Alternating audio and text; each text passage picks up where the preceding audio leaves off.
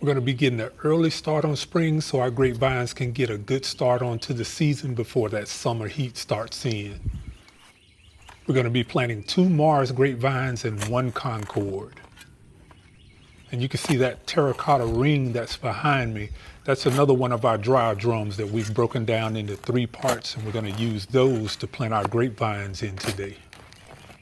Now I've used that ring to circle out in black paint where we're going to be planting our grapevines at today. The rings are 24 inches wide by 8 inches tall. After removing the grass from where we're going to be planting our grapevine, we're going to dig down a shovel's length so we can fluff that soil up so those roots have a chance to penetrate and get settled in before that summer heat hits. We're just skimming off the top of the grass so we can keep as much of that soil as we possibly can. The rest of the grass we'll take over to our composting area and we'll turn it upside down on itself, and it'll compost itself naturally over the course of time. And we'll go back to that and be able to use that soil later on in the season.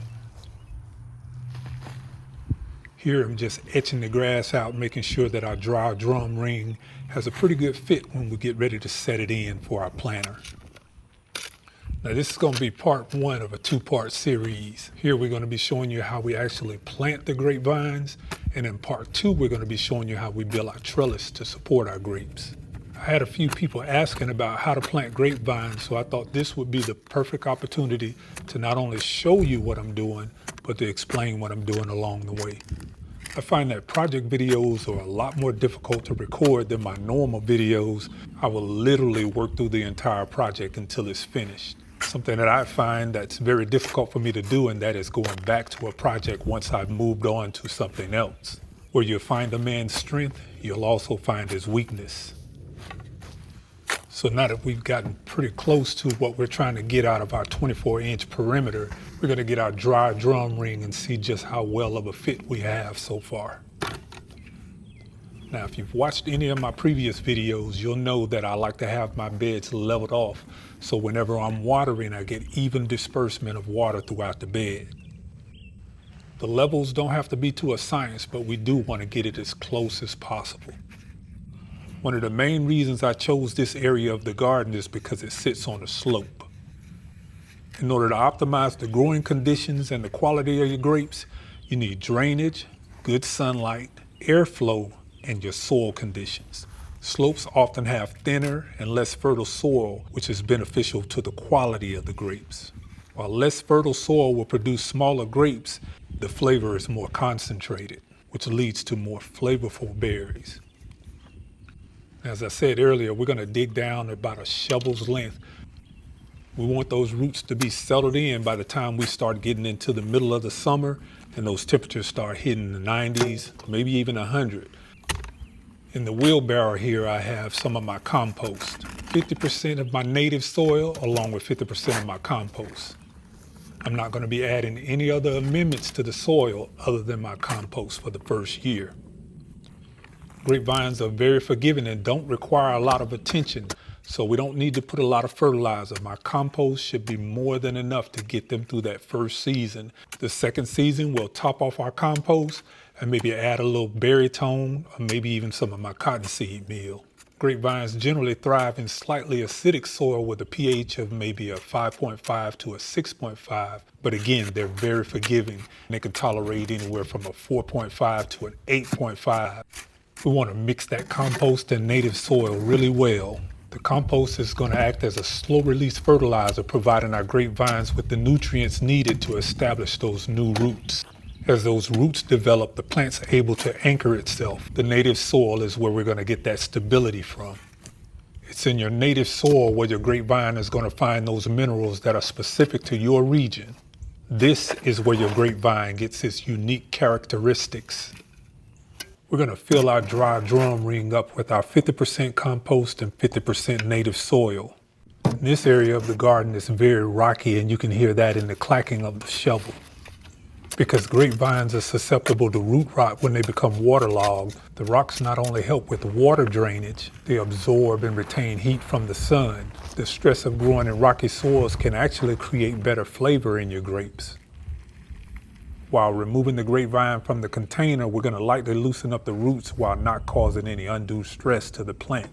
We want the crown of the root ball a minimum of 3 inches below the edges of the container. Once we have the grapevine set to where we want it, we're just going to backfill around the root ball.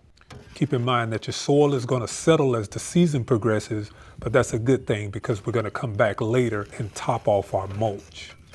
We want to be mindful not to put our growing medium over the original height of our root ball. And those surface roots being able to access that oxygen is what's going to encourage those strong and healthy root systems.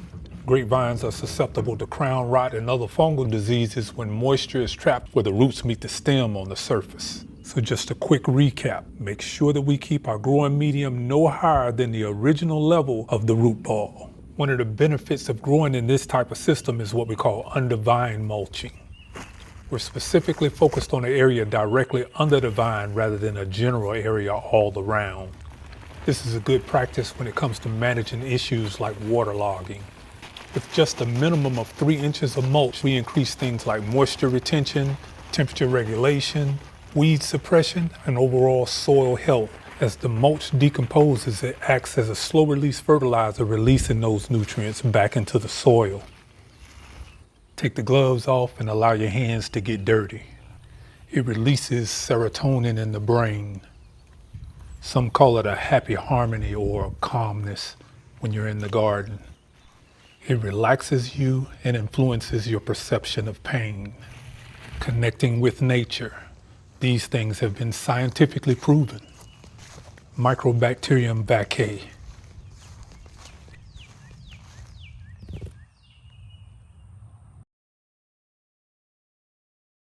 We have our Mars, a Concord, and another Mars right here. It's time to put up some type of trellis system now. The idea that I have is something that also can be used as a trellising system for something like maybe peas or any type of vining plants. And I want to have one on that end and one on the opposite end. So what I'm going to be doing on this end is kind of like a little 4x4 trellis system. And then again on that end, and then I'm going to put a cage on that allows some type of plant to be able to run up it. So we'll put a raised bed on that end and a raised bed on that end. The Mars comes in with these beautiful like pink leaves as it starts to sprout out. And then you can see the peach or the pink in the leaves. Now we'll go down here to our traditional Concord.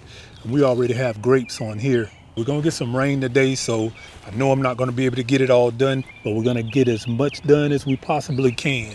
Right here from the center of this, we've already ran our string line all the way down, and that's the center of what we're gonna be doing with the bed today.